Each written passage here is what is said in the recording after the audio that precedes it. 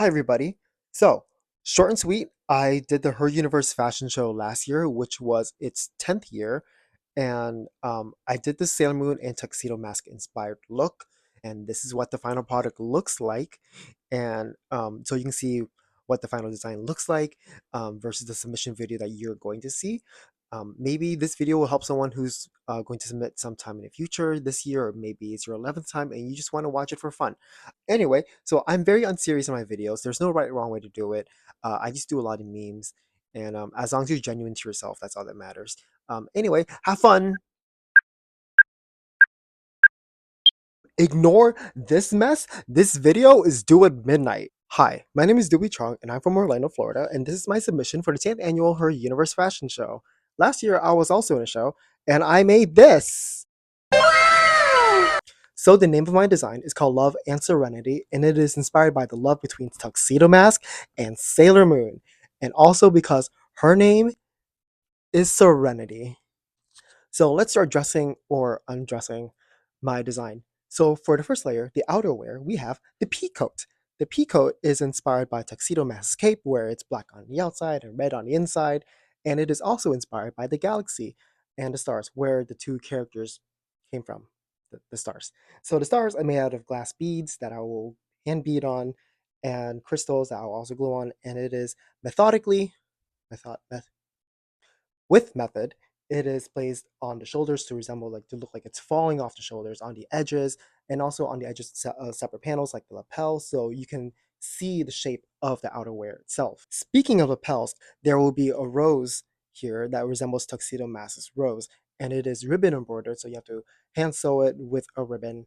And it will be silver and red, so it stands out against the black, but also kind of blending with the crystals, and the softness of the ribbon will also be a good contrast against the hard crystals. And on the back of the pea coat is a giant moon and rose entwined into it. It represents the two characters, and the material is very reflective. It's like a giant mirror. However, it is a mirror vinyl fabric, not a mirror. It's not going to shatter, but I can top stitch it to the back of the pea coat. It'll be really pretty. But we're not done there. So for the red satin lining, it's going to feature images and motifs of Sailor Moon and Tuxedo Mask, such as her cute little heart, her staff, his mask. I'm going to draw each one of them out and commission them into a DTF print that I will heat press onto the fabric myself. And how am I going to do that? Let me show you. Ignore that. This is not here. That's not here.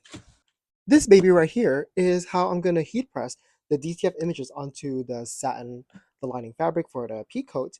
It is very effective. It's so expensive. And I once got a second degree burn on it. But that's how I'm going to do the motifs on a satin lining.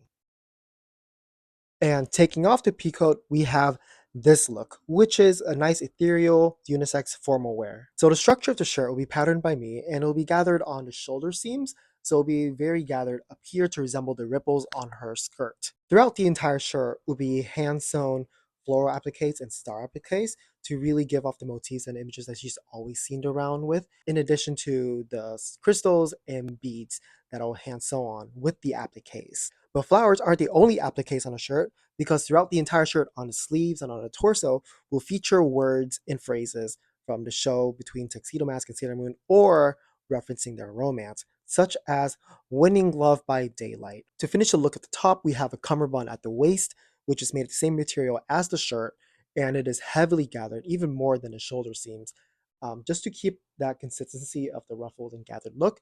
And at the neck, we have a big giant bow inspired by Yves Saint Laurent, and it is structured with horsehair braid that I have to hand sew.